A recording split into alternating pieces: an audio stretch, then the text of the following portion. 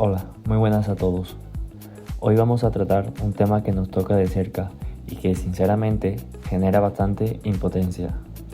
Estamos hablando de por qué hoy en día, aunque te deje la piel estudiando y trabajando, parece imposible independizarse. Bueno, vamos a empezar con una pregunta bastante directa. ¿Por qué hoy en día, aunque estudies y trabajes, no puedes independizarte? Porque esto no es solo un caso aislado, es algo que le está pasando a muchísima gente joven, sobre todo aquí en Andalucía. Y lo interesante es que no parece que el problema sea simplemente que no hay casas, sino algo mucho más profundo. Claro, y ahí es donde entra nuestro análisis de hoy.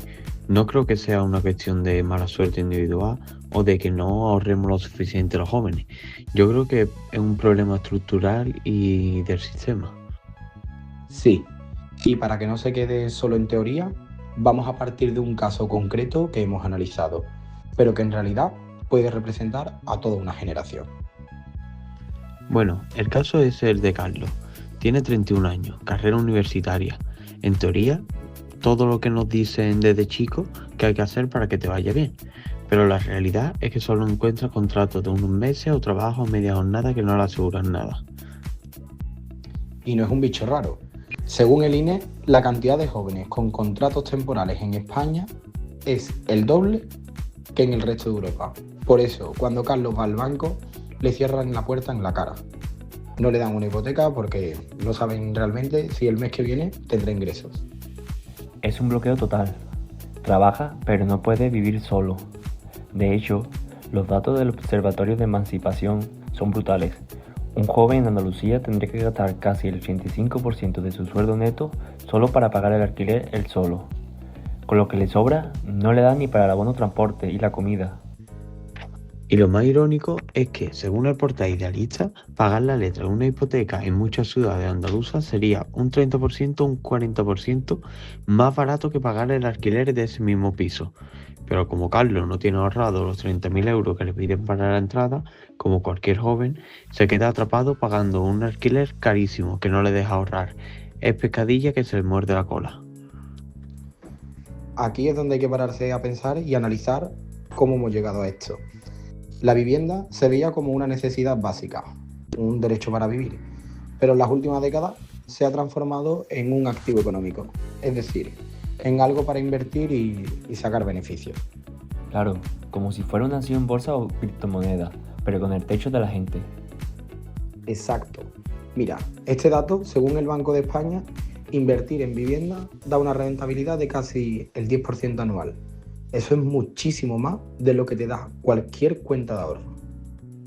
Y eso cambia las reglas del juego. Según el colegio de registradores, casi la mitad de las casas que se venden hoy se pagan del tirón, sin pedir ninguna hipoteca. Y claro, eso no somos nosotros los chavales de nuestra edad comprando su primer piso.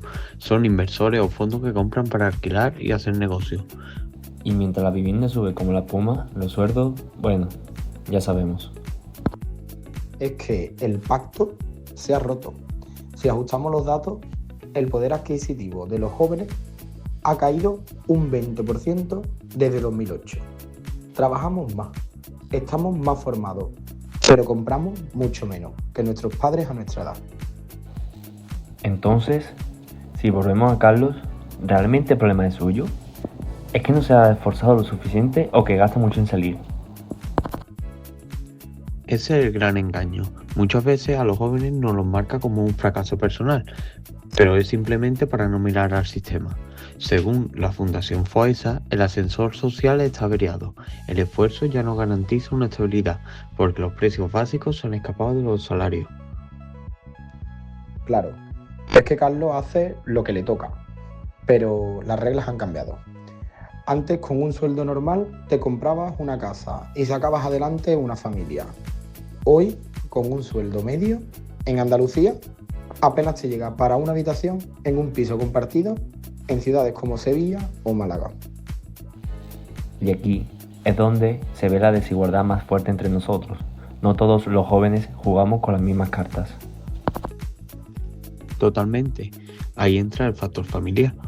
Si tienes unos padres o una familia que pueden darte el dinero de la entrada o que tienen una segunda vivienda en la ciudad, tu vida está resuelta. pero si vienes de una familia normal currante, estás totalmente bloqueado. El acceso a la vivienda ya no depende del mérito, sino también del origen social. De hecho, el Banco de España lanzó una alerta. La riqueza en España se está concentrando en los mayores de 65 años, que compraron barato, mientras la riqueza de los menores de 35 se ha hundido por completo. Básicamente, los jóvenes estamos transfiriendo todo nuestro sueldo a los propietarios mayores a través del alquiler. Es muy frustrante. Si no puedes irte de casa, no puedes crecer. Estás con 30 años viviendo en tu cuarto de cuando iba al instituto y eso te frena para cualquier proyecto de vida. Por eso en España nos vamos de casa a los 30 como 4 años de media, según Eurostat. En Dinamarca se van incluso a los 21. Son 10 años de diferencia en los que ellos están ahorrando y nosotros estamos esperando a ver si el mercado nos deja de existir. Y no es solo vivir con los padres, es que si el alquiler se come tu sueldo, no tienes margen. Estás en una rueda de hámster. Trabajas para pagar el sitio donde duermes para poder volver a trabajar al día siguiente. Entonces lo que vemos es un fallo del modelo económico.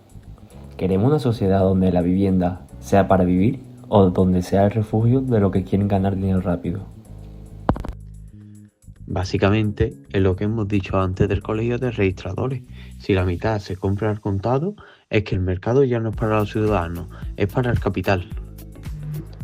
Al final, la desigualdad no es solo que unos tengan más que otros, es que el sistema está hecho para que el que ya tiene siga ganando aún más. Y al que empieza de cero le sea prácticamente imposible subir el primer escalón. La herencia hoy pesa más que cualquier título universitario. Entonces, para cerrar y volviendo a la pregunta del principio, ¿por qué no podemos independizarnos? No nos podemos independizar porque los sueldos están totalmente congelados y según el INE la vivienda ha subido encima un 50% en la última década en todas las zonas donde hay trabajo.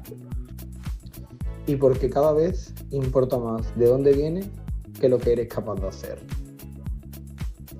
Así que quizá la pregunta no es solo cómo resolver un problema más de alquiler, sino si deberíamos replantearnos algo más profundo, como debería la vivienda seguir siendo un negocio o volver a ser de verdad un derecho. Pues con esa reflexión nos quedamos. Es frustrante ver que en España nos vamos de casa a los 30 años de media, mientras en otros países lo hacen a los 21, simplemente porque el mercado aquí no nos deja existir. Gracias por acompañarnos, nos vemos la próxima.